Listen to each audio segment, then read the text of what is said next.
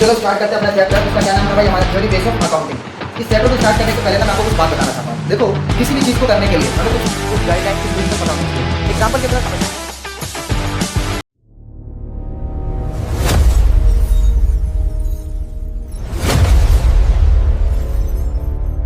कुछ गाइडलाइन, कुछ प्रिंसिपल पता होने चाहिए। एग्जाम्पल की तरह समझते हैं। जैसे मान लो अगर मैं आपको बोलूं कि आप सब ट्रैफिक रूल जो होते हैं, सारे ट्रैफिक रूल को हटा दिए जाए, सारे ट्रैफिक कानून को हटा दिया जाए और सबको छोड़ दिया जाए, तो एक बात बताओ, सारे लोग गाड़ी लेके निकल जाएंगे, कोई कहीं चलाएगा, कोई लेफ्ट चलाएगा, कोई राइट चलाएगा। इससे क्या होगा? इससे बहुत सारे एक्सीडेंट्स होंगे, बहुत सारे, मैं बोल सकता हूँ एक्सीडेंट होंगे, जिससे कई सारे नुकसान हो सकते हैं, जिसकी वजह से कोई भी अपने हिसाब से कुछ भी करेगा तो हम कुछ भी सही तरीके से नहीं कर पाएंगे। तो ऐसी चीजों के लिए करने के लिए ही क्या बनाएंगे? Traffic rules. ऐसी अकाउंट्स की अगर मैं बात करूं तो अकाउंट्स में हर चीज लोग सिमिलर करें, किसी को कोई कंफ्यूजन क्रिएट ना हो, हर पर्सन को अकाउंटिंग करनी है वो एक ही वे में करें ताकि कंपेयर किया जा सके, इसलिए सिमिलैरिटी लाया जा सके। इस सब करने के लिए हमने क्या बनाया? अकाउंट्स में rules and regulation and principle को हमने ऐड किया ताकि सब चीजों को इजिली और हर कोई एक जैसा बना सके। इसलिए हम इस चैप्टर को पढ़ने जा रहे हैं, जिसका क्या नाम है? Theory base of accounting. चलो स्टार्ट करते हैं।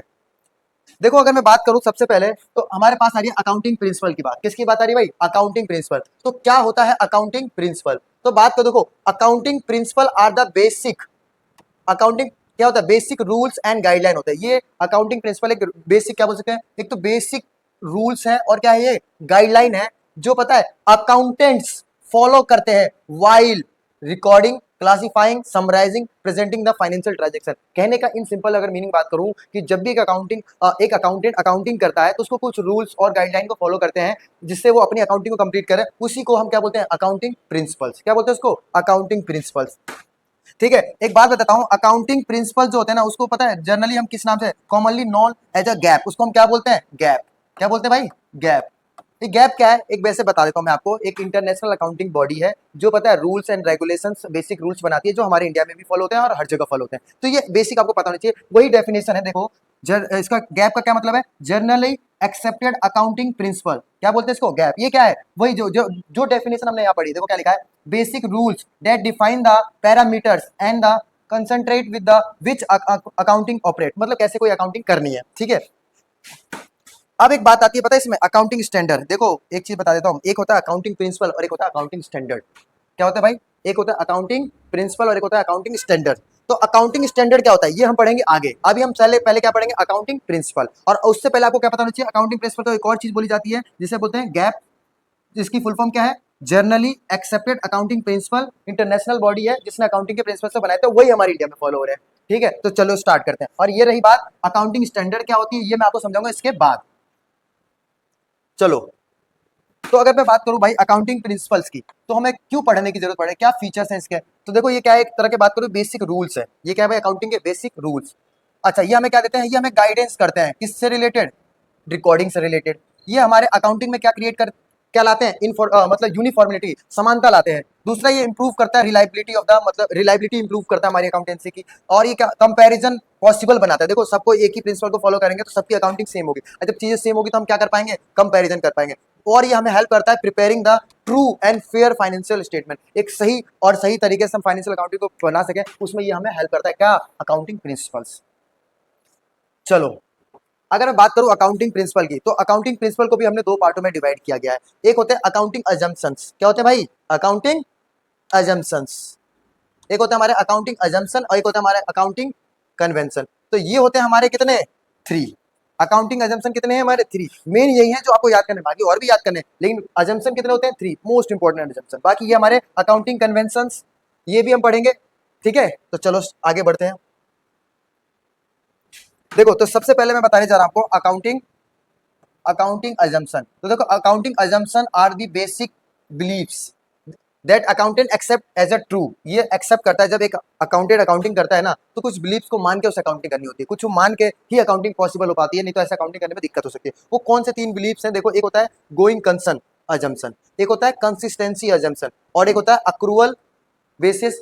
जैसे क्या? Accrual basis assumption. यानी कि 3 अजम्पशन पढ़ने हमारा। एक हो गया गोइंग कंसर्न, एक हो गया कंसिस्टेंसी, और एक क्या हो गया? अक्रूवल।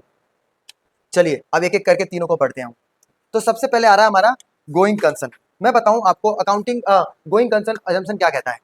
तो देखो, सिंपल सी बात है, going concern assumption means that business is expected to continue क्या रहेगा, continue its operation from the long period and while not close या लिक्विडेटेड द नियर फ्यूचर। यानी कि जब भी एक अकाउंटेंट अकाउंटिंग करेगा तो वो अपने दिमाग में एक बिलीव मान के चलेगा कि बिजनेस हमेशा कंटिन्यू रहेगा अनफोर्सेबल पीरियड तक। कभी भी हम बिजनेस को बंद करने के उद्देश्य से बिजनेस को नहीं करें, अकाउंटिंग इसी पर्पज से करेंगे, यही सोच के करेंगे कि हमेशा बिजनेस क्या रहेगा, कंटिन्यू रहेगा। ठीक है, इसी गोइंग कंसर्न अजम्पशन से ही कुछ चीजें इफेक्ट में आती है। देखो अगर हम ये नहीं मानेंगे कि अब मान लो आज हम अकाउंटिंग करें, ये सोच के करेंगे कल बिजनेस बंद हो जाएगा, तो कैसे हम चीजों को अलग अलग, current account, non current account, capital और रेवेन्यू, कैसे हम इनको अलग अलग डिफरेंशिएट करेंगे। तो इसी प्रिंसिपल, इसी अजम्पशन की वजह से हम ये कर पाते हैं कि कोई चीज कैपिटल एक्सपेंडिचर है या कोई रेवेन्यू एक्सपेंडिचर है, क्योंकि हमने बिजनेस को क्या माना है, बिजनेस एक लॉन्ग पीरियड तक क्या रहेगा, हमेशा कंटिन्यू। तो एक ही बात याद रखनी है आपको, जब भी आपसे पूछे कोई कि गोइंग कंसर्न अजम्पशन क्या है, तो आपको सिंपल ये कहना है कि गोइंग कंसर्न अजम्पशन एक ऐसी अजम्पशन है जो हमें ये बताती है कि जब भी एक अकाउंटेंट अकाउंटिंग करेगा तो वो ये बिलीफ को मान के चलेगा कि बिजनेस हमेशा क्या रहेगा, कंटिन्यू रहेगा। चलिए अब आता है हमारा दूसरा अजम्पशन जिसका नाम है कंसिस्टेंसी। क्या भाई, कंसिस्टेंसी अजम्पशन क्या कहता है, कंसिस्टेंसी अजम्पशन चलो पढ़ते हैं। तो सबसे पहले देखो क्या कहता है, consistency assumption means following the same accounting method and policies from a one accounting year to another. क्या कहने का मतलब है, सिंपल से एक बात समझो, ये कहता है कि मान लो आपने किसी एक साल आपने अपने बिजनेस में किसी मेथड को फॉलो कर लिया, किसी एक मेथड से आपने अकाउंटिंग कर रहे थे, मान लो जैसे ऐसे मानता हूँ, जैसे डेप्रिसिएशन कैलकुलेट करने के 2-3 मेथड हैं, आपके सिलेबस में 2 मेथड है, तो मान लो आपने एक बार एसएलएम फॉलो कर दिया, कौन से मेथड से, स्ट्रेट लाइन मेथड फॉलो कर दिया, तो एक हम ये समझ जाएंगे कि आगे भी आप कौन सा फॉलो करोगे, एसएलएम को ही फॉलो करोगे। ये कहता है कि एक बार आप किसी मेथड को अपने अकाउंट्स में, अपने अकाउंटिंग अंदर यूज कर लेते हो, तो आप उसको ईयर टू ईयर फॉलो करते रहो। ये हमारा कहता है कि कंसिस्टेंट रहो अपने मेथड में, ताकि अकाउंटिंग करना क्या रहे, इजी रहे। अच्छा, बट इसके कुछ एक्सेप्शंस है, मतलब हम फिर भी चेंज कर सकते हैं अपने मेथड के 3 सिचुएशंस में। वो कौन कौन से सिचुएशंस हैं, देखो पहला सिचुएशन है लॉ रिक्वायर्ड, मतलब आप अपने मेथड को चेंज कर सकते हो अगर लॉ कह रहा है, ठीक है। दूसरा है if new law government regulation, या तो देखो लॉ ने कह दिया आपसे, या बोलो तो अकाउंटिंग स्टैंडर्ड ने बोल दिया। किसने बोल दिया, अकाउंटिंग स्टैंडर्ड। मैंने बोला है अभी अकाउंटिंग स्टैंडर्ड क्या होता है, कैसे होता है, अभी हम पढ़ेंगे। तो एक ये समझना, अगर अकाउंटिंग स्टैंडर्ड ने ही बोल दिया कि चेंज कर लो तो कर लेंगे। दूसरा, better presentation of the finance statement, या आप ये प्रूव करके दे दो कि हम बहुत अच्छे से प्रेजेंट कर सके, आपका जो मेथड है उससे भी अच्छे से प्रेजेंट हम कर सकते हैं। तो ये 3 सिचुएशंस में आप अपने कंसिस्टेंसी, मतलब किसी मेथड को क्या कर सकते हो, चेंज कर सकते हैं। नॉर्मली ये प्रिंसिपल अजम्पशन ये कहता है कि एक बार किसी मेथड को आपने अपने अकाउंट्स में यूज कर लिया, अपने अकाउंटिंग में यूज कर लिया, तो वही आप उसको हमेशा कंटिन्यू रखो। चलिए अब आता है हमारा थर्ड, जिसका नाम है अक्रूअल अजम्पशन। तो समझते हैं अक्रूअल अजम्पशन क्या कहता है। अक्रूअल अजम्पशन की बात करूं, ये कहता है means that income and expense, मान लो कोई इनकम हो एक्सपेंस हो, are recorded when they are be earn, या बोले तो incurred, not when the cash is receive या पेड। कहने का मतलब इन सिंपल में कह रहा है कि किसी भी ट्रांजेक्शन को, चाहे वो कैश हो चाहे वो क्रेडिट पे हो, ठीक है, चाहे अपने चाहे वो कैश हो चाहे वो क्रेडिट पे हो, कोई मैटर नहीं करता, जब भी आप किसी ट्रांजेक्शन को एंटर करते हो तब उसको रिकॉर्ड कर लो। ये मतलब नहीं है कि आपको जब वो पैसा मिलेगा तो ही आप रिकॉर्ड करोगे। एग्जाम्पल की तरह देखते हैं कि मान लो आपने 1 मार्च को कोई चीज आपने सेल करी, ठीक है, वो भी क्रेडिट पे, ठीक है, और आपको पैसे मिले, मान लो मैं कह रहा हूँ 30 अप्रैल को, तो 30 अप्रैल को आप कैश रिसीव कर रहे हो, ठीक है, आपने कैश रिसीव किया, तो मुझे बताओ आप कौन से दिन के ट्रांजेक्शन को रिकॉर्ड करोगे। तो इस प्रिंसिपल के, इस अजम्पशन के हिसाब से आप ट्रांजेक्शन को रिकॉर्ड कब करो, 1 मार्च को। हमें ये नहीं देखना होता कि हमारे पास कैश आया या नहीं आया, हमें बस देखना कि अगर कोई ट्रांजेक्शन एंटर हुई है तो उसको उसी दिन क्या करना है, रिकॉर्ड कर लेना है। तो हमने 3 अजम्पशन पढ़े, एक है गोइंग कंसर्न जो कहता है बिजनेस क्या रहेगा, कंटिन्यू रहेगा, और दूसरा प्रिंसिपल क्या कहता है, कंसिस्टेंसी, कि एक बार आपने किसी मेथड को क्या कर लिया, यूज कर लिया, फॉलो कर दिया, तो उसको आप ईयर टू ईयर क्या करो, फॉलो करते रहो। और तीसरा हमारा कौन सा अजम्पशन था, अक्रूअल बेसिस अजम्पशन। ये कहता है कि किसी भी ट्रांजेक्शन को तब रिकॉर्ड करो जब वो क्या हो जाती है, एंटर हो जाती है। इससे हमें फर्क नहीं पड़ता कि पैसा आपके पास आया हो या ना आया हो, ठीक है, बस वो एंटर हो गई, ट्रांजेक्शन कंप्लीट हो गया, उसको रिकॉर्ड कर ले रहा। ये हमारे हो गए 3 अजम्पशन। देखो तो मेनली देखा जाए 3 ही अजम्पशन थे। अब क्या होता है, देखो अब हम पढ़ने जा रहे हैं कन्वेंशन। क्या पढ़ने जा रहे हैं, कन्वेंशन। तो कन्वेंशन की बात करो, जैसे मैंने अभी आपको बताया था कि हमारे अकाउंटिंग प्रिंसिपल 2 तरह के होते हैं, एक होता है अकाउंटिंग अजम्पशन और एक होता है अकाउंटिंग कन्वेंशन। मैं बताता हूँ, देखो 3 प्रिंसिपल अजम्पशन थे। इसके बाद क्या हुआ, समय के साथ साथ लोग अकाउंटिंग करते गए, तो और भी नए नए क्या निकलते रहे, कंसेप्ट निकलते गए कि ये भी कंसेप्ट होना चाहिए अकाउंट में। तो ऐसे और भी बहुत सारे कंसेप्ट निकल गए, जिसे क्या बोला गया, अकाउंटिंग कन्वेंशन। बोलते प्रथा है, लोगों ने फॉलो किया इसलिए हम भी फॉलो करेंगे। चलिए तो पहला हमारा जो आ रहा है भाई अकाउंटिंग कन्वेंशन में, बिजनेस एंटिटी का कंसेप्ट, ठीक है। बिजनेस एंटिटी का कंसेप्ट क्या कहता है, बिजनेस एंटिटी का कंसेप्ट मैं बताता हूं आपको। देखो business and owner are be treated as a separate entity. ये कंसेप्ट ये कहता है कि भाई देखो बिजनेस को ठीक है, बिजनेस को और ऑनर को दोनों को दो सेपरेट एंटिटी मानो, मतलब दोनों को एक एक समझने की कोशिश ना करो, ठीक है। The business has to own identity, business की अपनी आइडेंटिटी है, on owners personal transaction are not be recorded in the business books. कि देखो बिजनेस में जो भी बिजनेस की ट्रांजेक्शन होगी वो बिजनेस से रिलेटेड होगी और वो बिजनेस में रिकॉर्ड होगी, लेकिन अगर कोई ऑनर से रिलेटेड कोई ट्रांजेक्शन है, उसका कोई पर्सनल ट्रांजेक्शन है, वो कभी भी बिजनेस में रिकॉर्ड नहीं करा। इन सिंपल अगर मैं आपको बताऊं तो ये कहता है कि आप भी जब भी अकाउंटिंग करोगे तो आप बिजनेस के पॉइंट ऑफ व्यू से करोगे, ऑनर के पॉइंट ऑफ व्यू से अकाउंटिंग नहीं करोगे। मतलब उन्हीं ट्रांजेक्शन को रिकॉर्ड करेंगे जो बिजनेस से रिलेटेड होगा, जो बिजनेस से रिलेटेड नहीं होगा उसे रिकॉर्ड नहीं करेंगे। ये कहता है कि हमारा जो ऑनर होता है और बिजनेस होता है ये दोनों क्या है, दोनों सेपरेट एंटिटी हैं, ठीक है। इसी के वजह से आपको पता है हम कैपिटल को क्या ट्रीट करते हैं, लायबिलिटी। क्या ट्रीट करते हैं भाई, देखो आप समझना, कह रहा है करण स्टार्टेड बिजनेस, करण ने बिजनेस स्टार्ट किया विद 1 लाख, ठीक है, तो it is recorded as a capital not a business income. ये बिजनेस की इनकम नहीं मानी जाएगी, ये बिजनेस को माना जाएगा किसी आउटसाइडर ने क्या दिया, एक तरह का उधार दिया है, इसलिए हम इसे क्या ट्रीट करते हैं, लायबिलिटी। इससे कोई हमारी इनकम नहीं है, ठीक है। अब देखो personal and business transaction should be kept separate to correct profit. देखो जब तक दोनों को अलग नहीं रखेंगे तब तक हम बिजनेस का सही प्रॉफिट या लॉस को फाइंड नहीं कर पाएंगे। इसलिए इस कंसेप्ट का यूज किया जाता है कि कहा जाता है कि बिजनेस और ऑनर दोनों क्या है, दो सेपरेट लीगल एंटिटी की तरह ट्रीट करना है। चलो अब हम जानने जा रहे हैं अपना दूसरा मनी मेजरमेंट। कौन सा सीखने जा रहे हैं, मनी मेजरमेंट। मनी मेजरमेंट क्या कहता है हमारा कंसेप्ट, सॉरी ये तो सॉरी कौन सा आगे भाई, बात करें मनी मेजरमेंट कंसेप्ट। ये कहता है देखो कि बिजनेस में उन्हीं ट्रांजेक्शन को रिकॉर्ड करेंगे जो मॉनेटरी फॉर्म में, मतलब देखो उन्हीं ट्रांजेक्शन को, जैसे मैंने सेल किया तो उसको रिकॉर्ड करेंगे। मैं कह रहा हूँ मेरा एम्प्लॉय बहुत ऑनेस्ट है, उसकी ईमानदारी को तो रिकॉर्ड नहीं करेंगे। तो अकाउंट्स में सिर्फ रिकॉर्ड उन्हीं चीजों को करेंगे जो मॉनेटरी के फॉर्म में है। तो आइए पढ़ते हैं क्या कह रहा है, only transaction that can be measure in money, मतलब वो ट्रांजेक्शन को रिकॉर्ड करेंगे जिसको मेजर किसमें कर सकते हैं, मनी में, आरबी रिकॉर्डेड, उसको हम क्या करेंगे, रिकॉर्ड करेंगे। एनीथिंग विदाउट मॉनेटरी वैल्यू, कोई भी ऐसी चीज जो विदाउट मॉनेटरी वैल्यू है, नॉट रिकॉर्डेड, ठीक है, उसको कभी भी अकाउंट्स में रिकॉर्ड हम नहीं करेंगे। एग्जांपल देखते हैं कुछ, कह रहा है परचेज फर्नीचर 20,000, इसे रिकॉर्ड करेंगे। कह रहा है good reputation of the employ, मेरा एक एम्प्लॉय है उसकी बहुत अच्छी रेपुटेशन है हमारी कंपनी के अंदर, वो कभी भी रिकॉर्ड नहीं होगा, ठीक है। तो आपको समझ आ गया, रिकॉर्ड उन्हीं को करेंगे जिसको मॉनेटरी फॉर्म में हम लिख सकते हैं या मॉनेटरी फॉर्म में वो है। अगर कोई मॉनेटरी फॉर्म में नहीं है तो उसको कभी भी अकाउंट में रिकॉर्ड नहीं करेंगे। चलिए, तो ये क्या फैक्टर क्या फैक्ट कर रहा है, कह रहा है transaction must have be monetary value, तो हर ट्रांजेक्शन क्या होनी चाहिए, मॉनेटरी वैल्यू। और non financial event are be ignored, अगर कोई मॉनेटरी फॉर्म में नहीं है तो उसको क्या कर देंगे, इग्नोर कर देंगे। चलिए देखो अब आता है हमारा अकाउंटिंग पीरियड कंसेप्ट। अभी हमने क्या पढ़ा, सबसे पहले बिजनेस एंटिटी, उसके बाद क्या पढ़ा हमने, मनी मेजरमेंट कंसेप्ट, और हम क्या पढ़े, अकाउंटिंग पीरियड। अच्छा एक अभी मैंने आपको एक अजम्पशन पढ़ाया था, अजम्पशन में मैंने आपको बताया था कि बिजनेस हमेशा कंटिन्यू रहेगा। गोइंग कंसर्न कंसेप्ट में आपको बताया था कि बिजनेस हमेशा क्या रहेगा, कंटिन्यू रहेगा, कभी भी हम इसे बंद करने के उद्देश्य से अकाउंटिंग नहीं करेंगे। एक बात बताओ, जब मैं कह रहा हूँ कि बिजनेस जो एक लॉन्ग पीरियड तक चलता जाएगा, तो क्या बिजनेस, और तुम्हें भी पता है कि बिजनेस का प्रॉफिट कैलकुलेट तब किया जाएगा जब एक ईयर एंड होगा, ठीक है, मतलब एक कंप्लीट होगा तभी तो प्रॉफिट कैलकुलेट करेंगे। तो क्या हुआ, बिजनेस का लाइफ तो इनफाइनाइट पीरियड तक चलता रहेगा भाई, तो हम प्रॉफिट कब कैलकुलेट करेंगे। इसी चक्कर में हमने क्या किया, बिजनेस के लाइफ को हमने छोटे छोटे पार्टों में क्या कर दिया, ब्रेक कर दिया। बिजनेस की लाइफ को हमने क्या कर दिया, छोटे छोटे पार्ट में। वो जनरली हमने कितने महीने का रख दिया, 12 मंथ का। कितने मंथ का रख दिया, 12 मंथ का। तो उसी को एक जो पीरियड होता है जिसमें हम यहाँ पे से यहाँ पे आके प्रॉफिट कैलकुलेट करते हैं, प्रॉफिट एंड लॉस, तो ये मेरा जो एक पीरियड होता है इसे क्या बोलते हैं, अकाउंटिंग पीरियड। चलिए समझते हैं डेफिनेशन। कह रहा है business life is divided into fix accounting period, जो बिजनेस की लाइफ है उसे हम एक फिक्स अकाउंटिंग पीरियड में डिवाइड करते हैं ताकि हम अपने बिजनेस का क्या कैलकुलेट कर सकें, प्रॉफिट कैलकुलेट कर सकते हैं हर साल। उसी को बोलते हैं अकाउंटिंग पीरियड, जो जनरली कितने महीने का होता है भाई, 12 मंथ का रहता है। एग्जाम्पल के लिए देखते हैं, कह रहा है 1 अप्रैल 2025 से स्टार्ट होता है और 31 मार्च 2026 को हमारा खत्म होता है। तो 31 मार्च को हम अपना प्रॉफिट कैलकुलेट करेंगे। तो इससे हमारा फाइनेंशियल रिपोर्टिंग हो जाता है, हमें टैक्स देना होता है, हमें बिजनेस के लिए डिसीजन लेने, तो ये हम ईयर टू ईयर ले पाते हैं। चलिए अब आता है हमारा कॉस्ट कंसेप्ट। कौन सा कंसेप्ट, कॉस्ट। देखो ये क्या कहता है हमारा कॉस्ट कंसेप्ट, ये कंसेप्ट हमारा ये कहता है कि जब भी, ये कहता है किसी भी असेट को आप परचेज करते हो, मान लो आप किसी असेट को परचेज कर रहे हो, ठीक है, उस असेट को परचेज कर मतलब एक्वायर करने की जो आपकी कॉस्ट होती है उसी को हमें अकाउंट में लिखना होता है। उसकी मार्केट वैल्यू को हमें कभी भी इग्नोर करना होता है, उसकी जिस एक्वायरिंग कॉस्ट को ही हमें हमेशा अकाउंट में क्या करना होता है, रिकॉर्ड करना होता है। ये प्रिंसिपल कहता है assets R be recorded at a purchase cost, मतलब जिस कॉस्ट पे आपने उसको परचेज किया उसी कॉस्ट पे उसको आपको क्या करना, रिकॉर्ड करना होता है।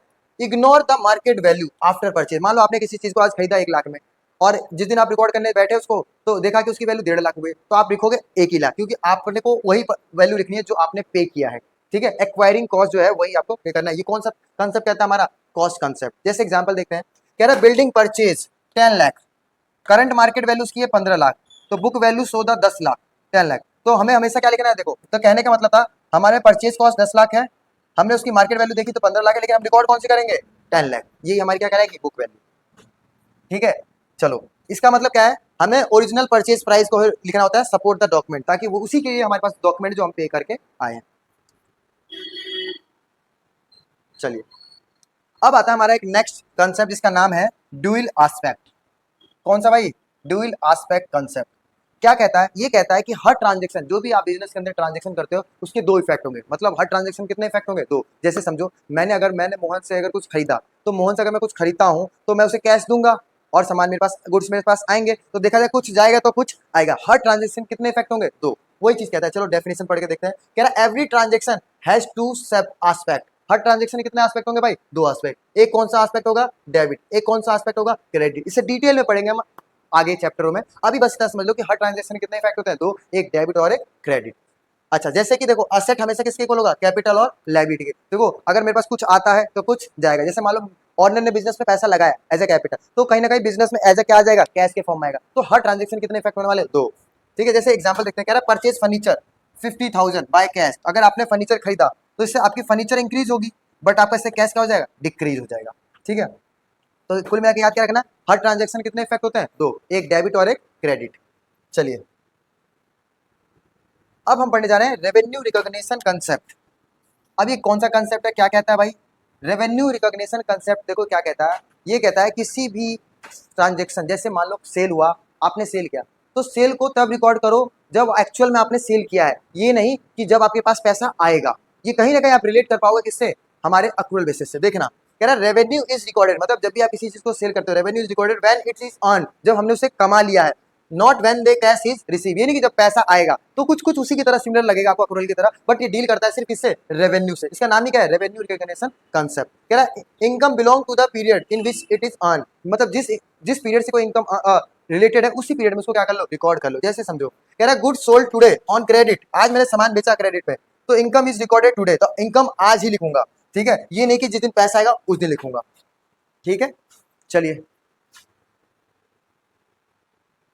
अब बात आ रही है भाई हमारी कौन सी, मैचिंग प्रिंसिपल।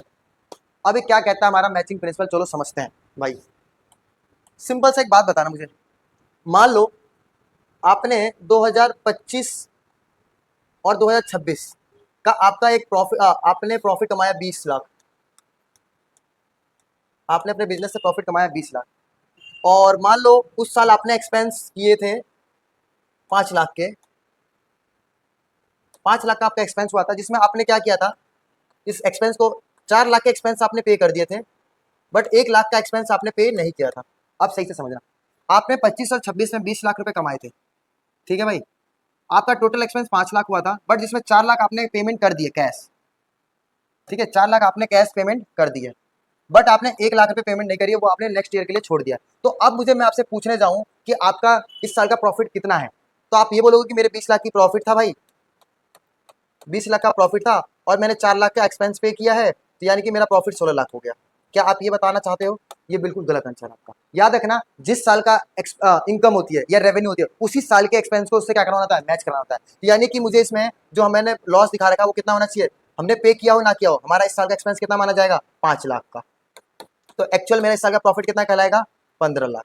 कहने का इन सिंपल अगर बात करूं, तो जिस साल का एक्सपेंस हो और जिस साल की रेवेन्यू हो, उसको उसी साल में क्या करना होता है, मैच कराना होता है, उसी साल से उसे सब्ट्रैक्ट करना, तभी उस साल का आप सही प्रॉफिट या लॉस को क्या कर पाओगे, जान पाओगे। चलो तो एक बार समझते हैं। कह रहा है expense should be match with the revenue of the same period, मतलब सेम ईयर का एक्सपेंस को सेम ईयर के रेवेन्यू से क्या करना पड़ेगा, हमें मैच, तभी हम अपने बिजनेस का सही करेक्ट प्रॉफिट निकाल सकेंगे। जैसे प्रॉफिट निकाला तो रेवेन्यू में से माइनस करने का रिलेटेड, उससे रिलेटेड जो भी एक्सपेंस है वो उसी रेवेन्यू में से क्या होना चाहिए, माइनस होना चाहिए। एक एग्जांपल कह रहा है salary of April belong to the April income, तो जो सैलरी अप्रैल की है वो किस वाले, अप्रैल के ही इनकम से क्या होनी चाहिए, माइनस होनी चाहिए। करेक्ट, इससे क्या देखा जाए तो करेक्ट एक्सपेंस आइडेंटिफिकेशन और सेम अकाउंटिंग पीरियड में क्या हो जाते हैं, माइनस हो जाते हैं। तो सिंपल याद रखना, जिस साल का रेवेन्यू है उसी साल के एक्सपेंस से उसे क्या करना पड़ेगा, मैच। ये नहीं कि आपने 26 का एक्सपेंस को माइनस करो आप कब के 27 में, तो आप अपने बिजनेस का सही प्रॉफिट कभी लॉस नहीं निकाल पाओगे। यही कहता है हमारा मैचिंग प्रिंसिपल। चलिए अब हम पढ़ने जा रहे हैं भाई सबसे इंपॉर्टेंट और बोले तो बहुत अच्छा है, फुल डिस्क्लोजर कंसेप्ट।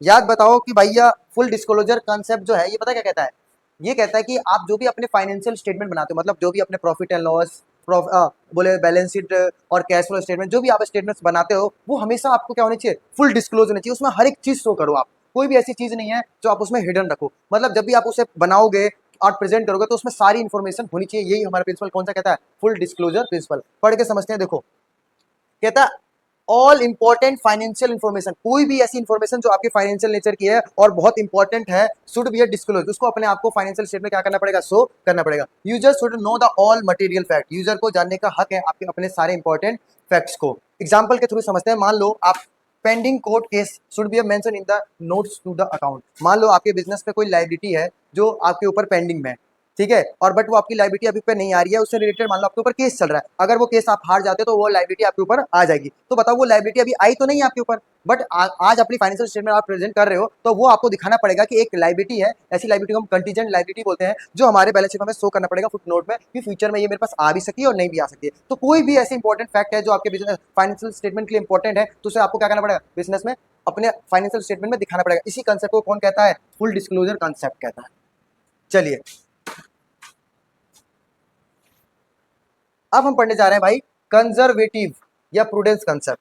क्या कह रहा है भाई, कंजर्वेटिव या प्रूडेंस कंसेप्ट। एक बात बताओ मुझे, हमें फ्यूचर में किस चीज़ का वो करना चाहिए तैयारी, कि अगर मुझे मान लो मुझे पता है कि फ्यूचर में मुझे प्रॉफिट होने वाला है तो उसके लिए अभी से अकाउंट खुलवा लूँ, अभी से मैं कि पैसा आने वाला है, कि बताओ वो तो आएगा ही आएगा, लेकिन अगर मुझे पता है कि मेरे को फ्यूचर में लॉस होने वाला है तो उसके लिए आज ही मुझे क्या कर लेना चाहिए, कुछ ऐसा कर लेना चाहिए जाके फ्यूचर के लॉस को मैं एंटिसिपेट कर पाऊँ। देखो ये एक प्रिंसिपल ये कहता है कि फ्यूचर के लॉस को एंटिसिपेट करो बट फ्यूचर के प्रॉफिट को एंटिसिपेट करने की कोशिश मत करो। अगर फ्यूचर में आपको कुछ लॉस होने वाला है या आपका कुछ पैसा डूबने वाला है तो उसके लिए आज ही कुछ प्रिपरेशन करो, तैयारी करो, ठीक है, लेकिन फ्यूचर के प्रॉफिट के लिए नहीं। जैसे एग्जांपल समझते हैं, कह रहा है जैसे तुमने सुना होगा create provision for bad debt, तुम्हें पता है डेटर होता है हमारा, ठीक है, अब डेटर होता है, मान लो डेटर हमने सामान उधार बेचा है, तो मान लो मेरे पास 50,000 के डेटर है, ठीक है, मेरे को लगता है कि 5,000 का इसमें मुझे पैसे पेमेंट नहीं आएंगे, तो ये मेरा बैड डेप्स हो गया भाई। क्या हो गया, बैड डेप्स। अब ये बैड डेप्स होने वाला है मुझे 5,000 का, मुझे आज पता है, उम्मीद है, तो क्यों ना इसके लिए मैं कोई प्रोविजन बना, क्या बना लूं भाई, प्रोविजन। तो ये जो प्रोविजन बना रहा हूँ ये क्यों बना रहा हूँ, क्योंकि ये किसने बताया था मुझे, कंजर्वेटिव प्रूडेंस, ताकि मैं अपने बिजनेस की चीजों को सही मेंटेन से चला सकूं, मुझे आने फ्यूचर में दिक्कत ना हो, ठीक है। इसी को पढ़ते हैं, देखो क्या कहता है ये, anticipate the losses but not profit, future के लॉस को आज एंटिसिपेट करो, उसके लिए तैयारी करो, बट प्रॉफिट के लिए नहीं। रिकॉर्ड एक्सपेक्टेड लॉस, अगर कोई फ्यूचर में लॉस होने वाला है तो उसको आज रिकॉर्ड करो, ठीक है, do not record the expected profit, लेकिन फ्यूचर के प्रॉफिट को रिकॉर्ड मत करो, वो तो हो जाएगा ठीक है, लेकिन अगर फ्यूचर में कोई लॉस होने वाला है तो उसकी आज ही क्या करो, रिकॉर्ड करो, उसके लिए तैयारी करो। यही कहता है हमारा फुल कंजर्वेटिव प्रूडेंस कंसेप्ट। अब देखो भाई, अब आता है हमारा भाई मटर्निटी कंसेप्ट। इसका मतलब ये समझना, इसका मतलब होता है इंपॉर्टेंट। क्या होता है भाई, इन सिंपल समझना, इंपॉर्टेंट। इंपॉर्टेंट इसका मतलब क्या होता है भाई, इंपॉर्टेंट। क्या कहने का मतलब है, ये कहता है, देखो बड़े एग्जांपल समझना, जैसे मान लो आपने कैलकुलेट ओहो आपने कैलकुलेटर 500 रुपए का खरीदा, तो may be treated as a expense, इसको एक्सपेंस मान ट्रीट कर लेंगे। ये नहीं कि स्पेसिफिक इसके लिए मैं एक असेट दिखाऊं, ये मेरे लिए एक असेट है, ठीक है, ऐसे असेट में रिकॉर्ड कर लूंगा, एक पेंसिल खरीदूं ये मेरी असेट है, तो ऐसे मैं नहीं दिखाऊंगा। छोटी मोटी चीजें हैं, छोटे मोटे एक्सपेंसेस हैं, खर्चे हैं, उनको मैं क्या, उनको एज एक्सपेंस दिखा सकता हूँ, ये नहीं कि सबको एक असेट दिखाने लगूं, किसी को एक बड़ी, तो ऐसे मेरी बैलेंस शीट खराब हो जाएगी। तो ऐसी बहुत सारी छोटी छोटी चीजें, जैसे मान लो पेंसिल खरीदा मैंने ठीक है, मैंने पेंसिल खरीदा, मैंने कॉपी खरीदी, मैंने रजिस्टर खरीदा, बहुत सारी चीजें खरीदी, तो इन सबको सेपरेट रिकॉर्ड करने से अच्छा है मैं डायरेक्ट स्टेशनरी एक्सपेंस मान के ना रिकॉर्ड कर लूँ, ठीक है, तो ये मेरे लिए इंपॉर्टेंट है, इसी से पता चलेगा, इतना इंपॉर्टेंट नहीं है। ये कहता है कोई अगर कोई चीज इंपॉर्टेंट नहीं है तो उसको ऐसे करके लिखा जा सकता है एक बार में, ठीक है। ये कहता है देखो only important material information should be receive special attention, जो इंपॉर्टेंट उनको स्पेशल अटेंशन दो, अगर आपको लगता है कोई इतना इंपॉर्टेंट नहीं है तो उसको उतना अटेंशन देने की आपको नीड नहीं है, यही कहता है हमारा प्रिंसिपल ये, ठीक है। Small item need to be treated as a major item, ये नहीं कि हर स्मॉल आइटम को आप मेजर आइटम की तरह ट्रीट करोगे, तो ऐसे जो आपके मेजर आइटम है उसको हमें समझने में, उसको देखने में, उसमें हो सकता है हमारी चीजें छूट जाए, इसलिए हम अपने जो मेजर आइटम है और जो हमारे को आप बोल सकते हैं मेजर नहीं आइटम है, स्मॉल आइटम, उसको हम एक as a stationery as expense मान के क्या कर लेते हैं, हम ट्रीट कर लेते हैं। जो कौन सा प्रिंसिपल हमारा कंसेप्ट कहता है, मटेरियलिटी, जिसका मतलब क्या होता है भाई, इंपॉर्टेंट। चलो अब आते हैं हम ऑब्जेक्टिविटी कंसेप्ट। क्या कहता है भाई ये कंसेप्ट, एक बात बताओ, अगर तुम्हें पता है अकाउंट्स हम करते हैं और जो भी हमारा प्रॉफिट आता है हम उस पर टैक्स देते हैं, तो बताओ कोई भी पर्सन टैक्स तो ज्यादा देना चाहेगा नहीं भाई, वो हमेशा क्या चाहेगा, टैक्स कम दे, तो वो क्या करेगा, अपने खर्चों को ज्यादा दिखा देगा और प्रॉफिट को क्या दिखाएगा, कम। ठीक है, कह देगा मेरे इतने सारे खर्च हो गए, मेरा प्रॉफिट कम हो गया, मैं टैक्स कम दूंगा। तो गवर्नमेंट को भी पता है कि ऐसे लोग काम कर सकते हैं, तो गवर्नमेंट ने भी भैया क्या किया, इन सब चीजों से बचने के लिए भाई अकाउंट्स में ही प्रिंसिपल कंसेप्ट बना दिया है। ये बताया कि अकाउंट्स में आप रिकॉर्ड सिर्फ उन्हीं ट्रांजेक्शन को करोगे जिसका आपके पास क्या होगा, प्रूफ होगा, जिसको हम वेरीफाई कर पाएंगे। मतलब आप किसी भी, ये नहीं कह रैंडमली मन में आया ट्रांजेक्शन और रिकॉर्ड कर दोगे, नहीं, आप उसी ट्रांजेक्शन को रिकॉर्ड करोगे जिसका आपके पास क्या होगा, प्रूफ होगा। तो देखो क्या कहता है, कह रहा accounting record should be based on the verifiable evidence. मतलब हर ट्रांजेक्शन को आप जिसको रिकॉर्ड कर रहे हो उसका क्या होना चाहिए, वेरीफाई किया जा सके, ऐसी ट्रांजेक्शन को रिकॉर्ड करना है। Every transaction must have proof, her transaction का क्या होना चाहिए, प्रूफ। जैसे कि invoice, cash memo, bank statement, ये सब चीजें होनी चाहिए, तभी हम किसी ट्रांजेक्शन को कर सकते हैं, रिकॉर्ड कर सकते हैं। ये कहता है हमारा ऑब्जेक्टिविटी कंसेप्ट। चलो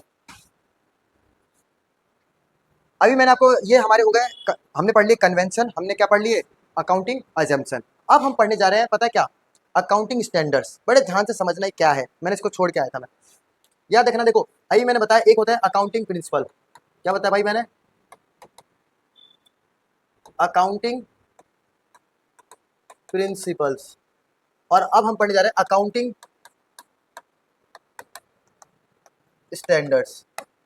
ठीक है, तो देखो प्रिंसिपल्स जो होते हैं वो हमें एक बिलीफ्स देते हैं कि आपको ऐसे करना है, अकाउंटिंग करने के टाइम ऐसे सोचना है या ये करना है, मतलब बिलीफ्स देते हैं। वहीं अकाउंटिंग स्टैंडर्ड की बात करूं मैं, तो ये देखो क्या देता है, accounting standards are be written rules. ये एक तरह के रिटन रूल्स हैं, गाइडलाइन है, that tells accountants how to record, किसी चीज को कैसे रिकॉर्ड करना है, कैसे प्रिपेयर करना है, कैसे उसे प्रेजेंट करना है फाइनेंशियल स्टेटमेंट्स को यूनिफॉर्म एंड करेक्ट मैनर में। ठीक है, ये हमें बताता है प्रेजेंटेशन का तरीका। देखो वो बिलीव्स है, वो हमें फॉलो करना पड़ता है at the time of accounting, but ये क्या है, करने का तरीका बताता है हमें। ठीक है, तो अकाउंटिंग स्टैंडर्ड क्या होता है भाई, ये एक तरह के क्या है, रिटर्न्स रूल्स है, गाइडलाइन है, जो हमें क्या सिखाता है, कैसे रिकॉर्ड करें, कैसे प्रिपेयर करें और कैसे प्रेजेंट करें, ताकि क्या बनी रहे, यूनिफॉर्मिलिटी बनी रहे, ये बताता है अकाउंटिंग स्टैंडर्ड। तो अकाउंटिंग स्टैंडर्ड कौन बनाता है भाई, तो अकाउंटिंग स्टैंडर्ड जो है ना, वो रिटर्न गाइडलाइन है, जो हमारे इंडिया में कौन इशू करता है भाई, आईसीआई। कौन इशू करता है, आईसीआई, सीए इंस्टीट्यूट इसको बनाता है। इसका क्या क्या बोलना है भाई, आईसीआई। ठीक है, देखो टू एंश्योर द, ताकि हमारे यहाँ पे क्या आ सके, यूनिफॉर्मिटी, हमारे पे क्या आ सके, consistency, comparability and reliability in the presentation of the financial statements. ठीक है, तो आपको समझ आ गया कि भाई अकाउंटिंग स्टैंडर्ड्स क्या होते हैं। एक बार और बता देता हूँ, अकाउंटिंग स्टैंडर्ड इन सिंपल की बात करूँ, सिंपल वे में समझने के लिए, तो ये बताता है कि भाई किसी भी ट्रांजेक्शन को रिकॉर्ड कैसे करना है, उसे प्रिपेयर कैसे करना है, उसे प्रेजेंट कैसे करना है, ये सिखाता है हमें कौन, अकाउंटिंग स्टैंडर्ड। ये लिखे रहते हैं AS1, AS2, ऐसे फॉर्म में एक एक करके हमारे यहाँ पे लिखे पड़े, बहुत सारे एस हैं, बट आपको याद नहीं करने, बस आपको पता होनी चाहिए कि अकाउंटिंग स्टैंडर्ड क्या होते हैं। इन्हें बनाता कौन है भाई, सीए इंस्टीट्यूट, ICAI। ठीक है, चलो, तो क्यों जरूरत पड़ी भाई हमें इनकी, बताओ अकाउंटिंग स्टैंडर्ड की जरूरत क्यों पड़ी, नीड क्यों आ गई हमें इसकी, क्यों नीड आई भाई। अगर मैं बात करूँ नीड की, तो नीड हमें इसलिए आई भाई, ताकि हम क्या क्या ला सके अपने यहाँ, यूनिफॉर्मिलिटी, और business prepare the accountant in the same way, सारे बिजनेस एक ही अकाउंटिंग पॉलिसी को क्या करें, फॉलो करें, क्या मेंटेन रखे, कंसिस्टेंसी मेंटेन होके, कंपेरेबिलिटी आ सके, रिलायबिलिटी आ सके, और क्या हो सके भाई, ट्रांसपेरेंसी भी बने रहे। इन्हीं कारणों की वजह से हमने अकाउंटिंग स्टैंडर्ड का क्या भाई हमें जरूरत पड़ी। चलिए अब हम पढ़ने जा रहे हैं, तो आपको एक चीज बता देता हूँ, अकाउंटिंग स्टैंडर्ड भी ना दो तरह के हैं। कितने तरह के भाई अकाउंटिंग स्टैंडर्ड, दो तरह के। एएस हमें पढ़ने वाले हैं, अकाउंटिंग स्टैंडर्ड को हम क्या बोलते हैं, एएस। तो दो तरह के अकाउंटिंग स्टैंडर्ड है, वो कौन कौन से समझना। देखो एक होता है अकाउंटिंग स्टैंडर्ड्स एएस, एक होता है इंडियन अकाउंटिंग स्टैंडर्ड, जिसे बोलते हैं इंड एएस। क्या होता है भाई, देखो एक चीज बताता हूँ, traditional accounting standards use in India, जो इंडिया में अकाउंटिंग स्टैंडर्ड यूज होता है, ट्रेडिशनली यूजर है, जो बनाया किसने, आईसीआई, अभी बताया था, institute of chartered accountants of India. ठीक है, applicable to the business that are not be required to follow Indian AS, जो बिजनेस इंडस एस फॉलो नहीं करता, वो क्या फॉलो करता है, अकाउंटिंग स्टैंडर्ड एस फॉलो करता है। ठीक है, जैसे लिखा होता है AS1 में disclose the accounting policies, valuation of the inventories, AS10 में लिखा है प्रॉपर्टी प्लांट, इन सब चीज के बारे में लिखा होता है कैसे कैसे अकाउंटिंग इसकी करनी है। वही बात करूं इंडियन अकाउंटिंग स्टैंडर्ड की, तो ये बेस्ड किस पे, international financial reporting standard, IFRS। इसकी फुल फॉर्म जरूर याद रखना, कई बार पेपर में पूछा जा सकता है। ये इंटरनेशनली मेंशन है, notify the government of India applicable to the certain companies, ये देखो एएस सबको ही फॉलो करता है जो Indian accounting, but Indian accounting standard सिर्फ कुछ कंपनियों को फॉलो करना होता है। वो कौन कौन सी कंपनी है? जैसे लिस्टेड कंपनी होती है। कौन सी कंपनी? लिस्टेड कंपनी, या बोले तो लार्ज मतलब बड़ी कंपनियां जो होती हैं उनको क्या फॉलो करना पड़ता है? Indian accounting standard. और जो नॉर्मल कंपनीज है हमारी वो क्या फॉलो करती हैं? Accounting standards. ये बेस्ड है किस पे? आईएफआरएस पे। इसे इशू कौन करता है? आईसीएआई पे। ये बस आपको कुछ बेसिक याद है। इसको लिखने का तरीका होता है इंडस एएस 16 ऐसे इसलिए लिखे रहते हैं और उसको नॉर्मल एएस करके लिखा जाए। तो ये था हमारा अकाउंटिंग स्टैंडर्ड्स। तो ये भी दो तरह के मैंने आपको बता दिए। बाकी हम आपको मिलेंगे नेक्स्ट क्लास में अपनी, ठीक है।